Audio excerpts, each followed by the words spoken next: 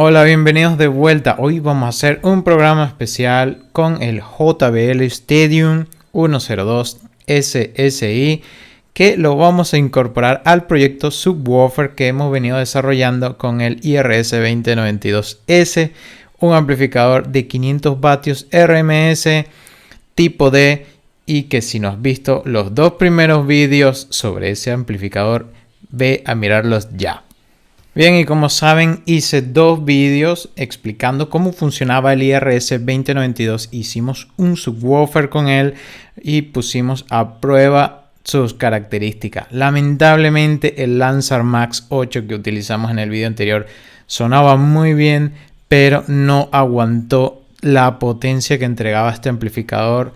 Ya al 60% empezó a oler quemado y lo he parado. Entonces en este vídeo he decidido irme a lo serio, irme a lo grande, irme con un JBL. Vamos a verlo.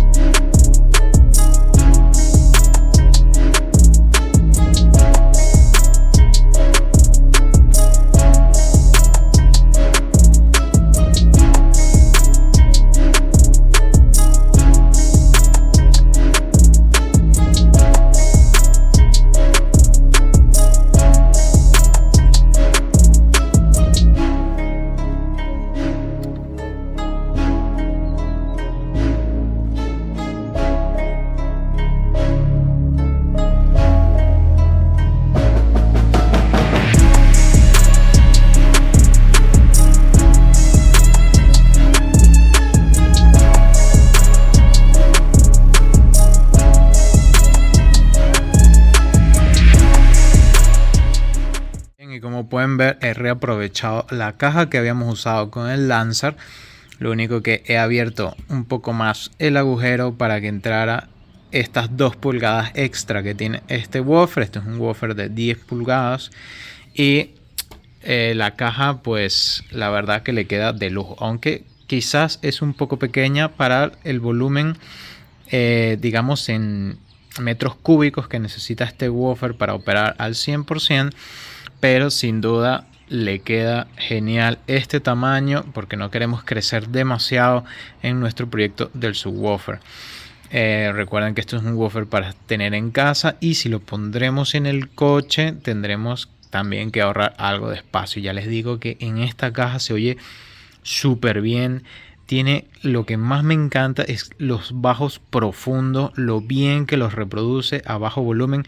Lo de la ganancia, los 91 decibelios se notan muchísimo. A poco volumen, a poca potencia, reproduce las frecuencias bajas. Delicioso. Esto es mucha calidad por parte de JBL.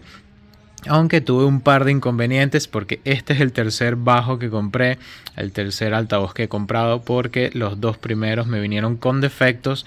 Lo reclamé a JBL y ha respondido y me han enviado otro sin ningún tipo de desperfectos. Uno de los desperfectos que tenía era que esto que está aquí es una tapa, digamos un embellecedor que tapa los tornillos que están debajo, los 8 tornillos que están debajo. Estos 8 tornillos, claro, digamos que igual que en el Lancer tienen sus agujeritos aquí, y por uno de los agujerillos filtraba mucho aire. O sea, cuando poníamos a sonar el woofer se filtraba aire por uno de los tornillos. Otro de los problemas que tuve con uno de ellos era que esta tapa no encajaba en el woofer. O sea que digamos que los dos problemas estaban más o menos relacionados. Los dos tenían que ver o con la tapa o con las gomas que sujeta esta tapa, y que esa goma a su vez es la que hace que sea hermético todo lo que es el caucho del woofer, que por cierto es un caucho sintético que nunca había visto en otro woofer. Es duro y que se ve que está hecho para durar, igual que la fibra de vidrio que está aquí y el Kevlar, que esto es como una piedra. Y además, bueno, tenemos una bobina que es de 3 pulgadas. Bueno, en fin, vamos, que JBL se la ha botado aquí. Además que es un woofer que ha ganado un premio en el año 2001. Así que, bueno, ya tenemos un buen driver para nuestro proyecto. Y ahora les voy a hablar sobre las PCBs, que también les he dado un toque, un refrescamiento y alguna pequeña mejora. Vamos a ver las PCBs. Y empezamos con la plaquita más pequeña, que es la del filtro paso abajo. Esta placa ha sufrido varias modificaciones. Una de ellas ha sido reducción de espacio.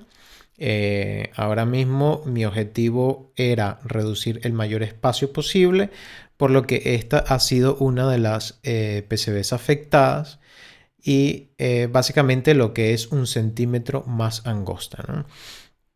Una de las cosas que también le he incorporado, ya que con este circuito integrado mezclamos el canal derecho y el izquierdo, he querido obtener una salida natural mezclada izquierda y derecha, y entonces he creado esta salida que se llama mono out. Básicamente es el canal derecho y izquierdo mezclado sin ningún tipo de filtro. Esto puede servir para hacer alguna prueba, a ver si cómo suena algún altavoz, que no necesariamente sean puras frecuencias bajas. Y además podremos utilizar el potenciómetro que va aquí en esta zona para controlar el volumen también. Y ya si queremos el filtro paso abajo, pues nos vamos aquí a la salida del filtro paso abajo, tal cual como era la placa anterior. Otra de las cosas que también hice para reducir espacio, he cambiado el amplificador operacional de salida y lo he puesto SMD. Eso es una reducción de espacio, digamos, no importante, pero sí que ayuda muchísimo, sobre todo en plaquitas pequeñas como esta. Otra opción que hubiese podido haber hecho es cambiar todas estas resistencias de 0805 a 0603, que son mucho más pequeñitas y también me hubiera ahorrado mucho más espacio. Pero bueno, de momento este tamaño me ha gustado y creo que me satisface más o menos lo que yo quería lograr.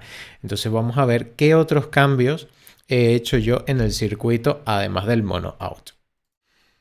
Bien, y aquí tenemos la entrada, el filtro de entrada de la plaquita. Básicamente aquí no ha cambiado nada. Lo único que he añadido aquí sería el LED y la resistencia para saber básicamente si tiene alimentación o no. En la entrada del mezclador está exactamente igual. Lo único que aquí en la parte de la ganancia he añadido la salida del mono out, ¿no? Que viene siendo este conector J4 que está aquí. Algunos valores de condensadores y resistencias han cambiado porque he buscado un equilibrio, y mira que me he pasado bastante tiempo cambiando resistencia y condensadores hasta buscar un equilibrio en donde el subwoofer se escuchara delicioso, los bajos perfectos, equilibrados, y eso ha sido estos valores que ven aquí en pantalla. O sea, básicamente han cambiado. El condensador C7 ha cambiado R9, R10, R8 ha cambiado, R14, 15 y 16 también han cambiado. Bueno, la 15 no, pero 14 y 16 han cambiado. y la verdad el resultado es fenomenal. Esta resistencia no estaba. R20 es necesaria, le da mucha estabilidad al circuito. Entonces yo creo que uno de los cambios más importantes aquí, además de la calidad de la reproducción de los bajos, ha sido esta resistencia, y el resto más o menos permanece igual.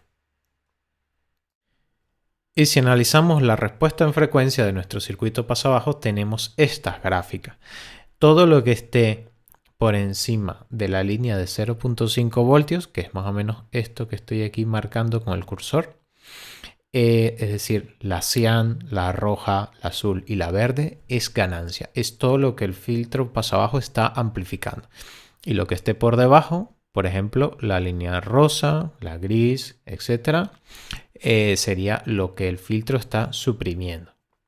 Entonces, ¿qué tenemos? La línea verde son 20 Hz, la azul 40, la roja 60, la cian o verde agua o como lo quieran llamar es 80, y a partir de allí 100, 120, 160, 180 y hasta la amarilla pequeñita que es 400, todo esto va perdiendo volumen. Entonces esta sería la respuesta a frecuencia y la verdad el resultado es muy bueno, se oye estupendamente. Bien, y en el caso de la fuente de alimentación de más o menos 5 y 12 voltios, he reducido un poco el tamaño, aunque no mucho. Estoy trabajando en una versión mucho más compacta de esta placa, pero de momento lo que he querido es reducir un poco el tamaño, ¿no? Ya verán que no es mucho. Y además he añadido algún filtrado aquí arriba, he mejorado algunos, digamos, pads térmicos para aliviar un poco al momento de soldar, por ejemplo, los condensadores que tuvieran una manera más suave de soldarse en cada uno de los pads. Y más nada, de momento el circuito es prácticamente el mismo. Para un próximo vídeo voy a mostrar la reducción importante de espacio que haré a esta placa, pero de momento esta nos vale perfectamente. Y por supuesto, una de las placas que más ha tenido evolución, un cambio importante tanto físico como electrónicamente, ha sido la protagonista de toda esta serie de vídeos del IRS 2092S, y es la placa del amplificador.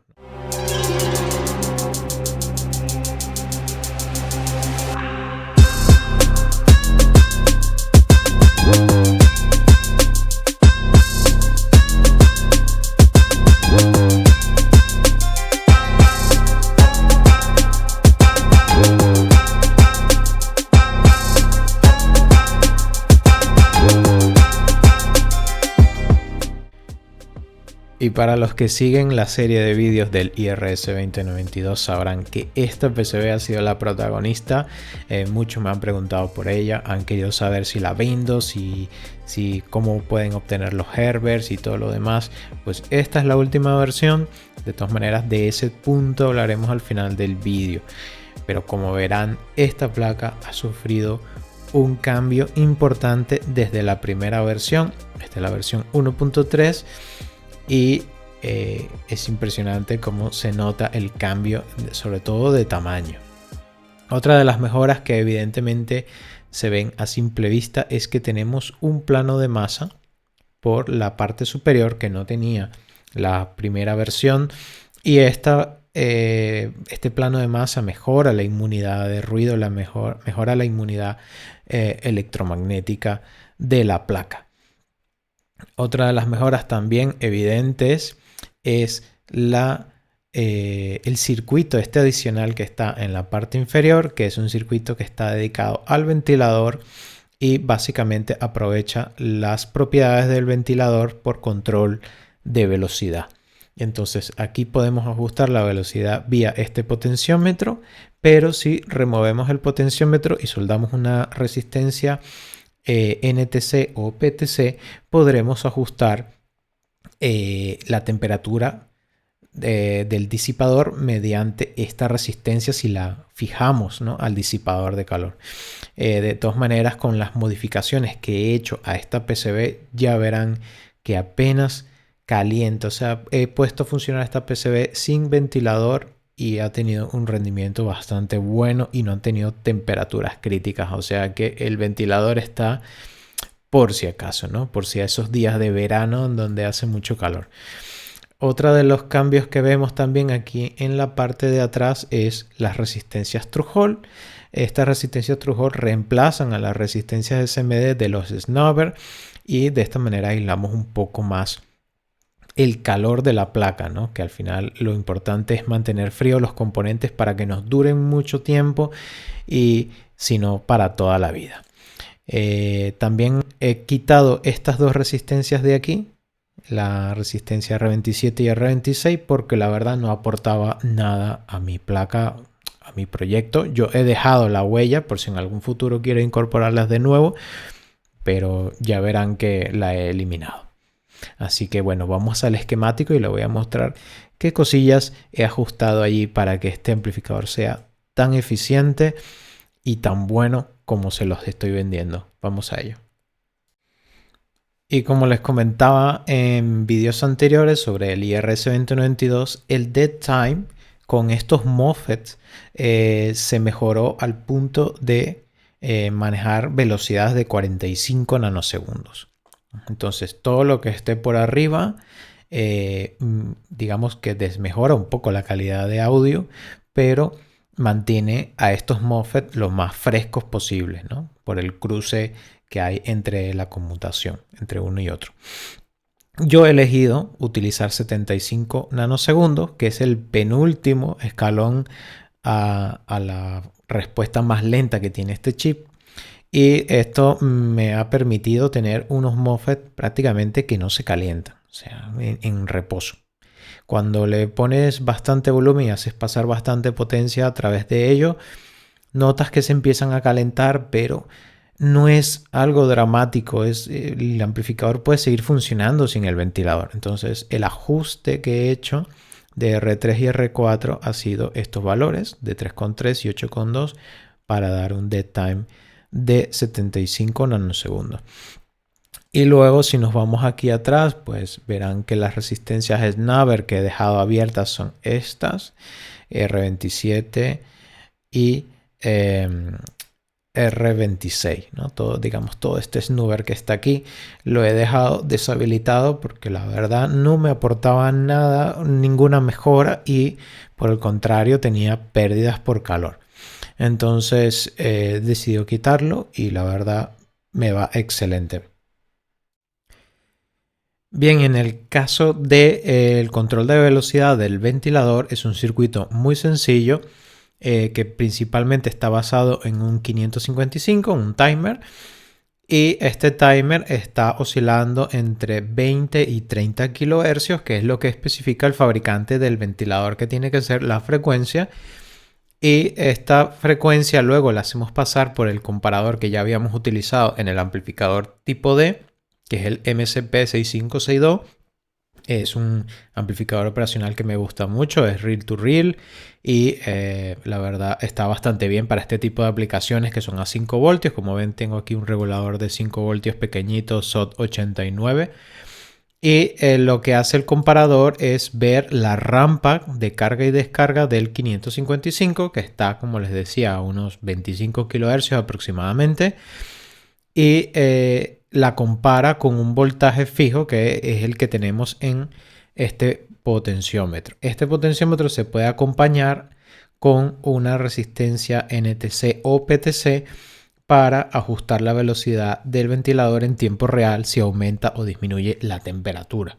Pero de momento no he puesto dicha PTC o NTC y he dejado el potenciómetro simplemente porque he visto que la eficiencia del amplificador es bastante buena y que con mantener una velocidad baja, constante, nunca nos excederíamos de la temperatura, digamos, máxima de operación de los MOSFET. Entonces este sería el circuito. Aquí he puesto una serie de anotaciones que es básicamente lo que ya le he dicho.